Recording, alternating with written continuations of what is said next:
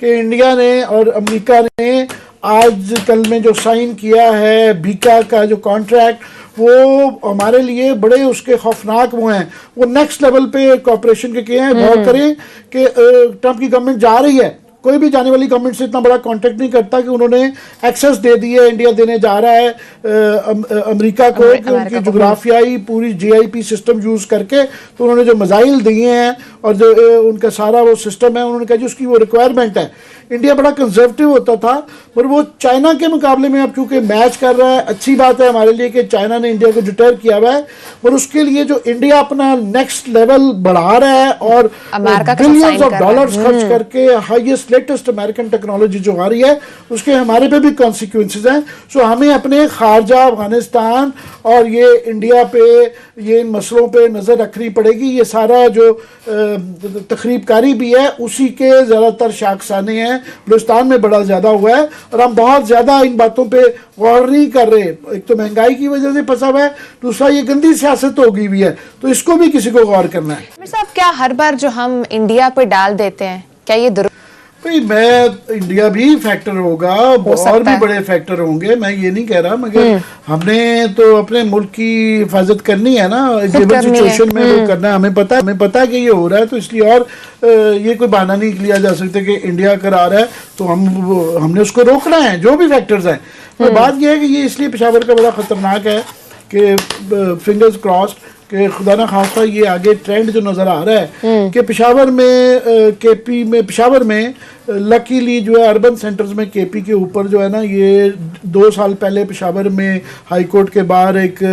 छोटा सा धमाका हुआ था, कंट्रोल कर लिया गया था और वो मुलजिम भी पकड़े गए थे। 1.5-2 साल से नहीं हुआ था, तो एक थोड़ा सा एक सुकून था। पर अब ये के बाद अब ये ट्रेंड चल रहा है कि 2-3 चीज़ें नज़र आ रही हैं कि अर्बन सेंटर्स पे हमले हो रहे हैं पहले, और मजहब से रिलेटेड है। क्वेटा का धमाका जो था मजहब से नहीं था, मगर मौलाना आदिल को कराची में मारा गया, फिर ये मदरसे में यहाँ पे अटैक हुआ। तो जो ये कहा जा रहा है कि ये आगे तसलसल है। याद रहे कि हमने गौर नहीं किया, हमारी दाखिली सियासत इतनी इसमें गंद पड़ गया है कि उसी पे फोकस रहता है कि ये काफ़ी तवातर से पिछले 1-2 महीने में सिक्योरिटी फोर्सेस के ऊपर बहुत ज़्यादा हमले हो रहे थे, मगर उसका फोकस जो था वो नॉर्थ वज़ीरिस्तान, साउथ वज़ीरिस्तान और बाजौड़ तीन एजेंसियों में ज़्यादा वो था। अब ये शहरों में भी आ रहा है और ये कहा जा रहा है कि उनके आलाकार, अगर इंडियन फैक्टर भी होगा तो उनके आलाकार है ना यहाँ पे, अभी वहाँ पे टीटीपी जो है फजलुल्लाह ग्रुप जो ख़ास तौर पे,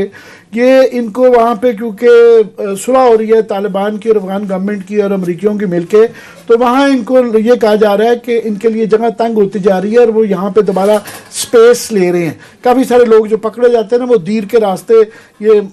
मालाकांड और उधर से फिर जो है ना ये सारे वापस यहाँ पे आते हैं। मगर ये बस सिर्फ दुआ ये है कि ये सिलसिला ये लॉन्ग टर्म इस तरह का तवातर चलता ना रहे और हमें उस पर फोकस करने की जरूरत है। ठीक है, ये महंगाई भी बड़ा इम्पोर्टेंट है और ये मगर ये जो हमारे अपोजिशन वाले हैं इनको शुक्र है कि कोयटा के जलसे में हुआ धमाका मगर दूर हुआ। तो इसके बाद से अब ये पेशावर में नेक्स्ट जलसा होना है। खुदा ना खास्ता ये आइंदा आने वाले दिनों में सिर्फ इंसान उम्मीद कर सकता है कि ये तवातर से ना रहे। और आज जो है अच्छा ये हुआ कि प्राइम मिनिस्टर ये कह रहे हैं कि मुझे रात को नींद नहीं आती महंगाई का सोच के, मगर महंगाई का जो सद्देबाब करना है उसकी कहानी अंदरूनी कैबिनेट में अच्छी बात है कि 2.5 घंटे बड़ी धुआंधार उस पर बहस हुई है, उसकी स्टोरी बताते हैं, मगर उसका सद्देबाब कैसे करना है मैं थोड़ा सा परेशान ये हो गया हूँ कि एक बात साबित होगी इस मुल्क में कि प्राइम मिनिस्टर का सिर्फ ईमानदार होना काफ़ी नहीं है। जो ये थीसिस बन गया था कि एक ऊपर से ईमानदार आदमी आ जाए सारा मुल्क ठीक हो जाएगा, नहीं। अब ये साबित हो गया कि प्राइम मिनिस्टर का ईमानदार के साथ अक्लमंद और तजर्बाकार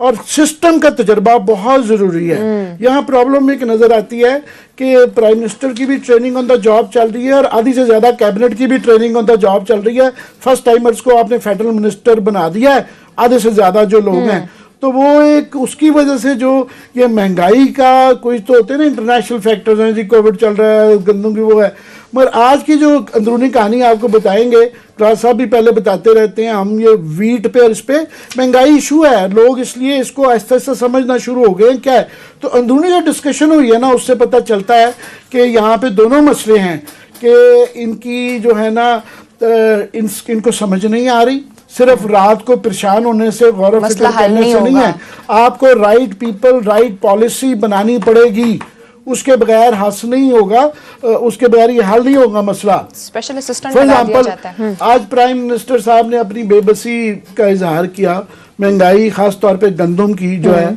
तो उन्होंने कहा जी मैंने जनवरी में पीएम ऑफिस से ये खत लिखा, अप्रैल से लिखा, मई में लिखा, जून में लिखा कि गंदम की भाई साहब ये शॉर्टेज हो रही है और इसकी खरीद की जाए, इसको इंपोर्ट करें, जो क्या है।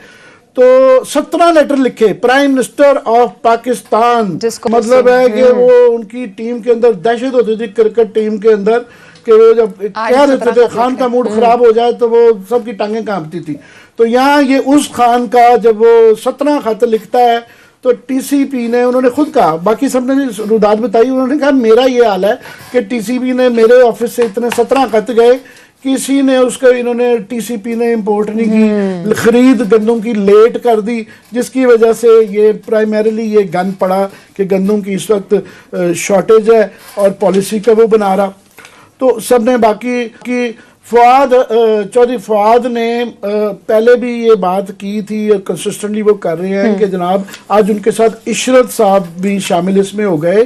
कि जनाब जब एस्टिमेट्स ही गलत होंगे, फिगर्स ही गलत आएंगे कि हमारे पास कितनी गंदम है, कितनी की जरूरत है, तो प्लानिंग कैसे हो सकती है। तो हमारा तो कसूर ही नहीं है, आप पकड़े जहां से सोर्स है। सोर्स ये है कि जो ब्यूरोक्रेट जो हैं और जो महकमे हैं वो जब भेजते हैं फिगर्स कि हमें कितनी गंदम चाहिए है और कितनी एक्सेस है,